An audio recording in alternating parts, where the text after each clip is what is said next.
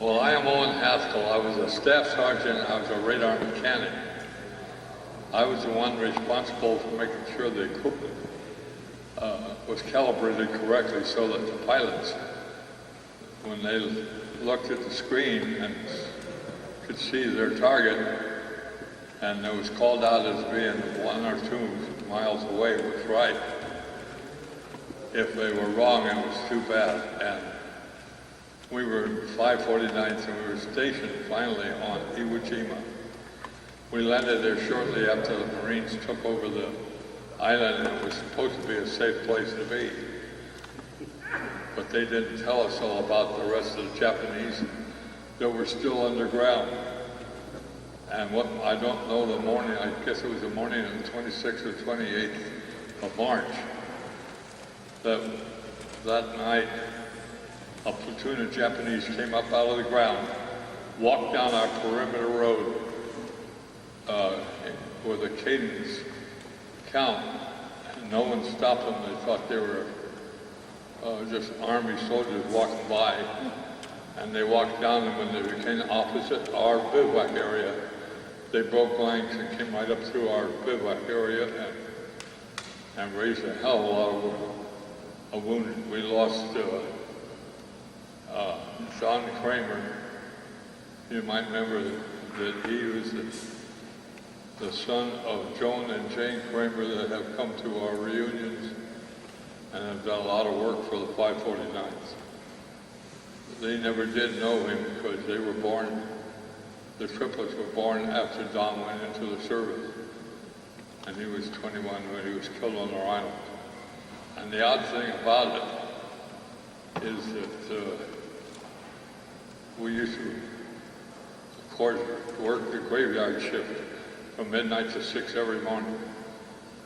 And you could pull 2 or 3 of those shifts in a row before you decided you couldn't pull anymore, or something got to you, the food or something like that.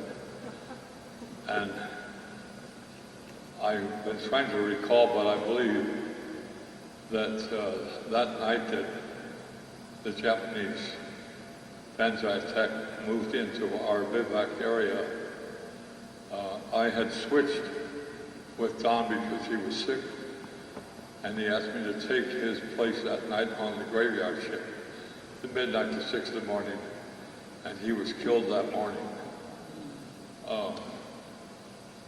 I've never seen Bingham come here. He lost a leg, and John Burton lost an arm, so it was quite an affair. And Joe and I, Joe was a partner of mine.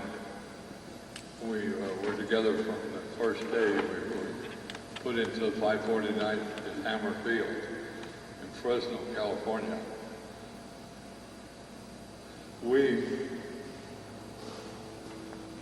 There was a lot of sadness after that attack, but Joe and I put together a volleyball team, and we played on that island and beat every team that ever showed up.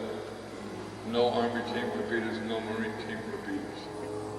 And when we sailed home on the SS Independence, they used to lower the hangar deck elevator with the elevator used to raise the airplanes from the hangar deck up to the flight deck. They'd lower that, and then we played volleyball there all day long. And we never lost a game to the Navy or anybody else that was on board ship. So we had a ball. And one other thing that was unusual about where we were, we went hiking one time to the north end of the island looking for a beach to swim. And we found a cove with a rock cliff on each side. And you've read about, or you've seen the divers in Acapulco dive off the rocks, and they time their dive when the surge of the water comes in. They have to hit it just right because there was no water for them to land in. Well, Joe and I had it figured out pretty well. We found this cove where we started swimming. And when we waited for the search to come in. We jumped, we didn't dive. That would have been a little bit foolish. We both were a little bit too tall. We would have stuck right in the sand.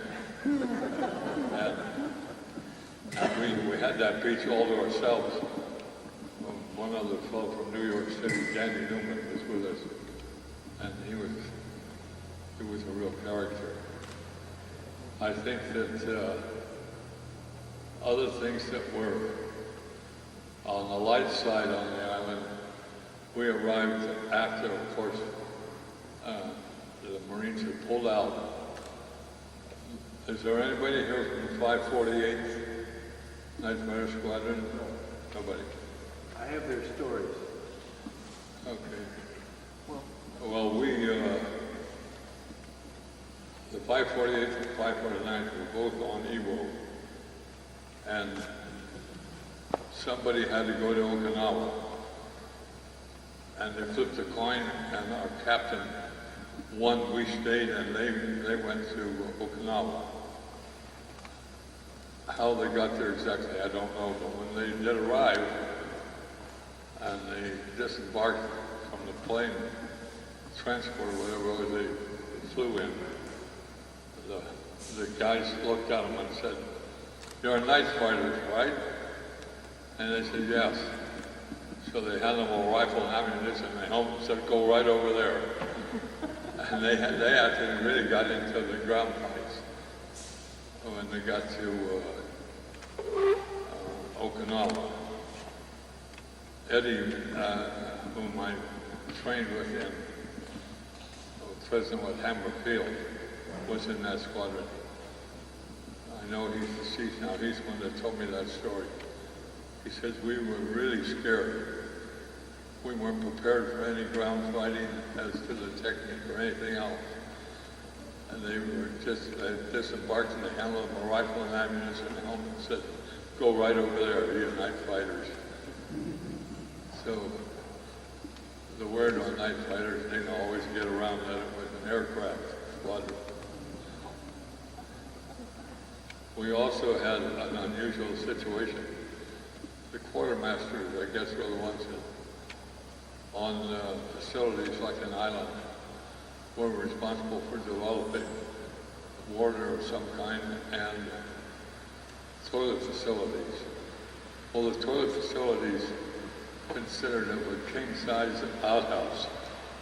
It was a 10-hole, and that was really something. And one of the things we learned in a hurry was you never went to the outhouse after the quartermaster corps had been there, because they would dump pure lye down into a hole. And I sure stabilize it somewhat. But if you sat on the hole right after the lye was dumped in the hole, you knew it, because it would burn the hair off everything. And we, believe it or not, when the replacement came in, we'd all kind of hang around and guide him into the outhouse, and then we'd stand there and laugh ourselves silly. This guy's snubbing out, pulling up the pins, screaming because all his hair was gone. That was true, and it was. And we protected ourselves. We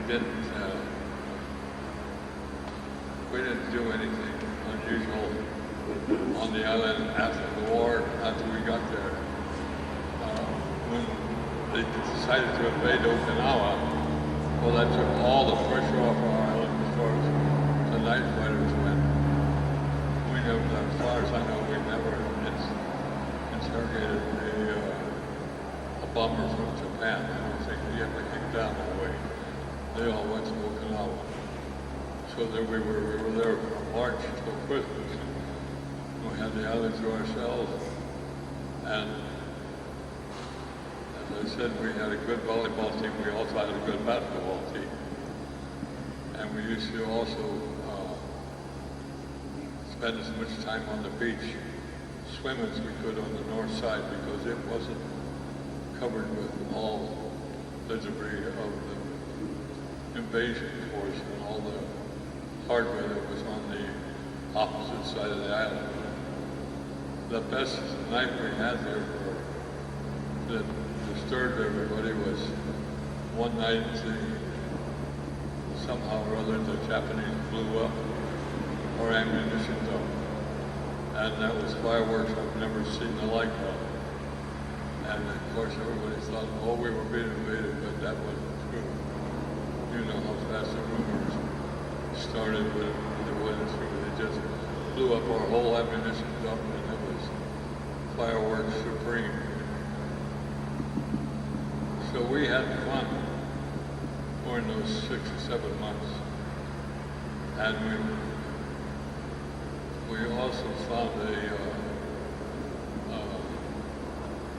a way to go collect some souvenirs because the B-29's coming back from Japan on a raid.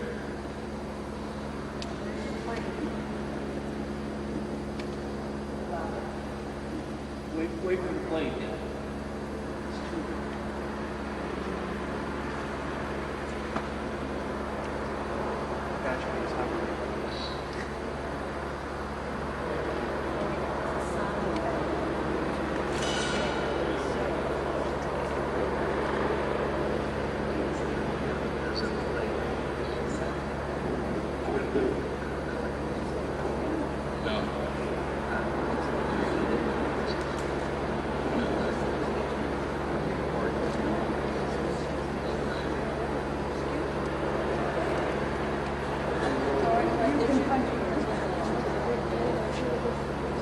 Can you hear even with the noise level outside? You should be able to. I think it's a loud level. I have my hearing aids on. I can hear myself. One of the other events that used to happen on the island, Joe and I ran PX at our bivouac area, in our squadron area.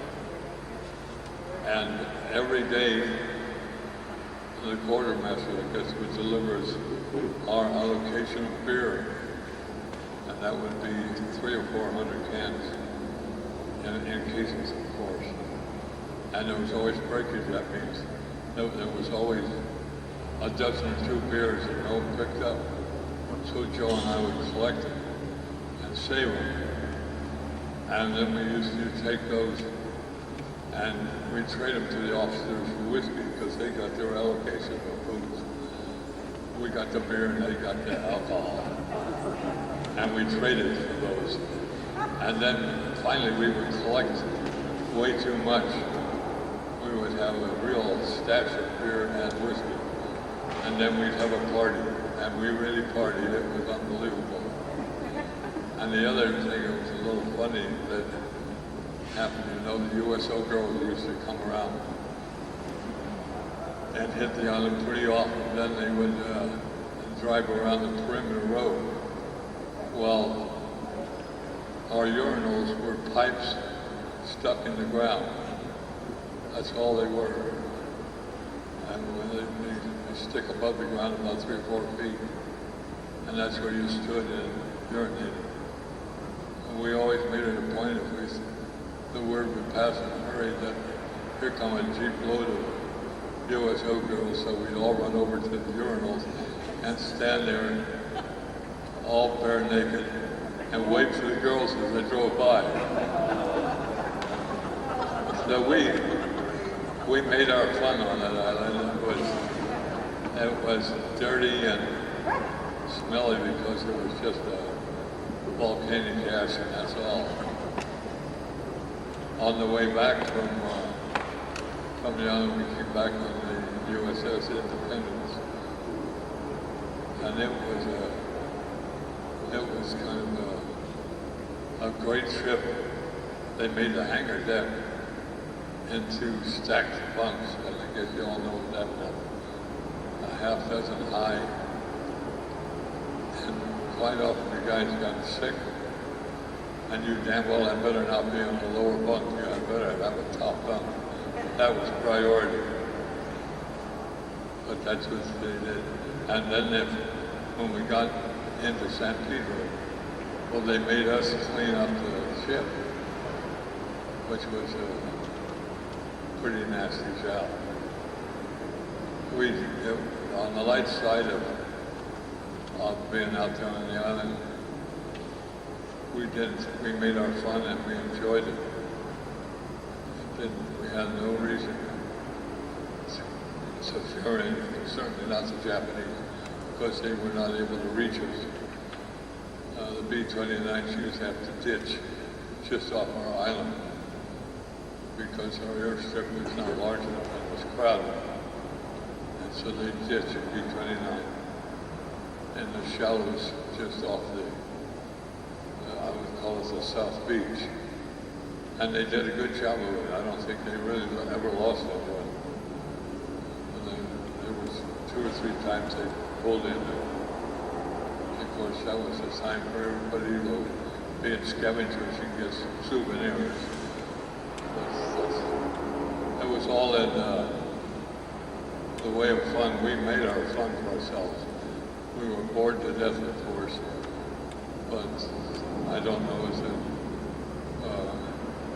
anyone really complained about it. Nobody shot at us, and we never had fun shooting at anybody else.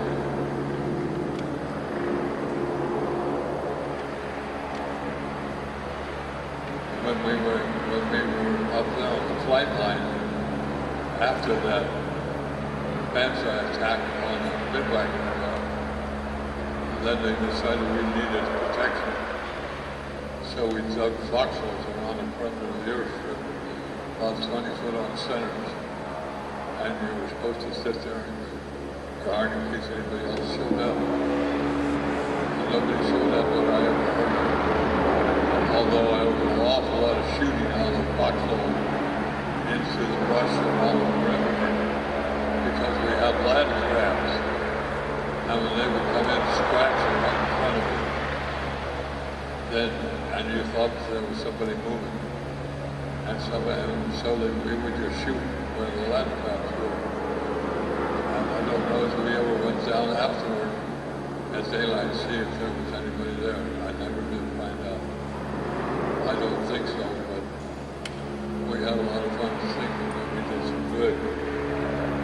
Our only reason I never heard from our captain whether they were used as escorts for the B-29s who came back to the crippled, and they couldn't navigate properly to land. Well, they could go up and bring them in. And bring them into our island. And they had to be very careful because right at the end of the airstrip was a cliff about 40, 50 feet high. And they brought them in too low, and that was trouble. It was even trouble for our NAR fighters. If that radar equipment was not calibrated correctly, well, then they'd run right into the cliff. And there was an island north of us called Iwo Jima. And we lost 2 or 3 planes on Iwo Jima.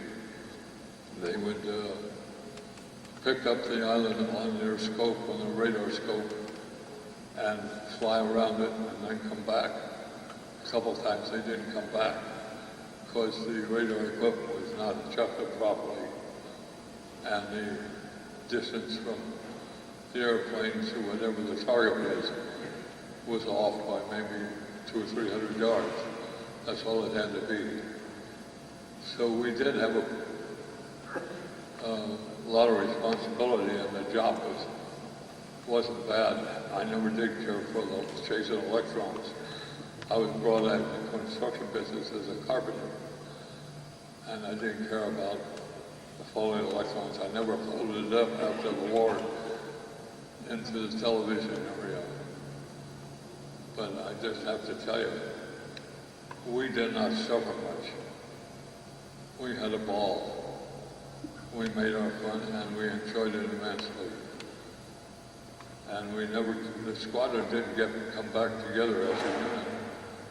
In other words, we didn't regroup someplace in California that I know of.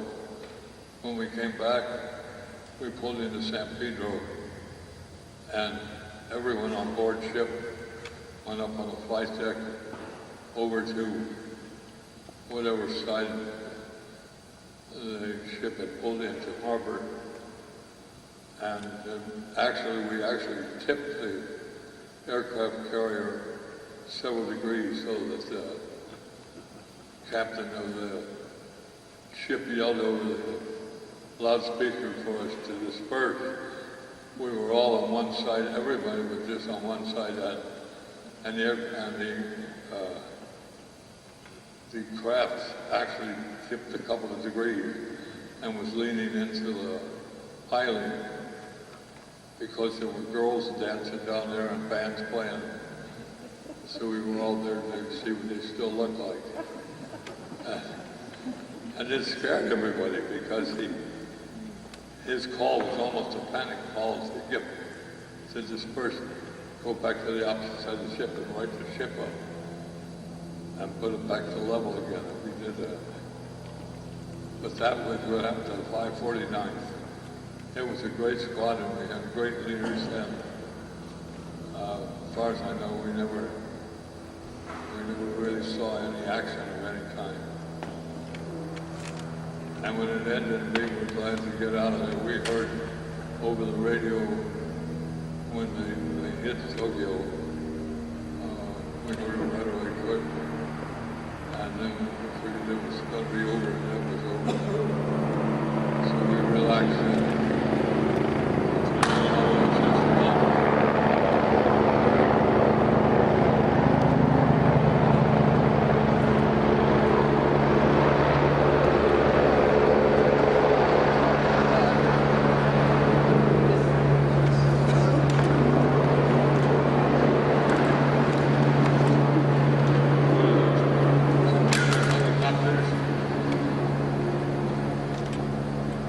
That's it. 549th was a good outfit.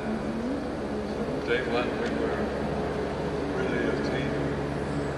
And as I said,